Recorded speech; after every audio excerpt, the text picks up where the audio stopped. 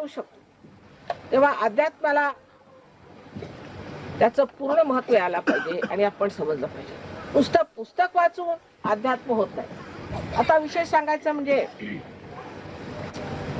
संत ज्ञानेश्वरांनी एक फार मोठी कमाल केली.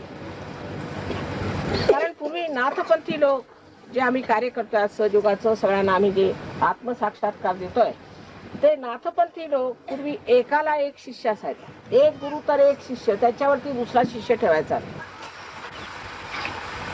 पण नाथपंथी लोकांनी ही जी प्रथा काढली आहे, त्याच्यावर फक्त ज्ञानेश्वरांनी मात केली.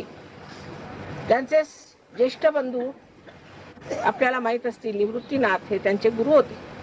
आणि निवृत्तीनाथांना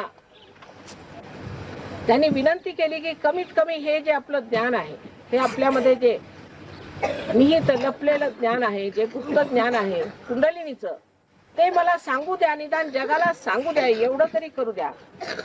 जरी तुम्हाला एकाला एक गुरु आणि एक गुरु फक्त एकालाच आत्मसाक्षात्कार देणार, ही जरी अशी परंपरा असली तरी सुद्धा मला कृपा करून एवढी तुम्ही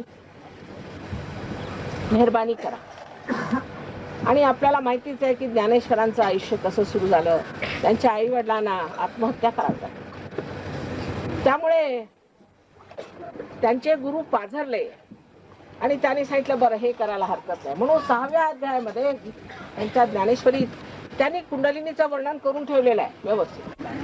पण जे धर्म मार्तंड होते ते नेहमीच जातात सत्याच्या विरोधात. त्यांनी सांगितलं की ही जी कुंडलिनीची व्यवस्था आहे ती आपल्याला निषिद्ध आहे, म्हणून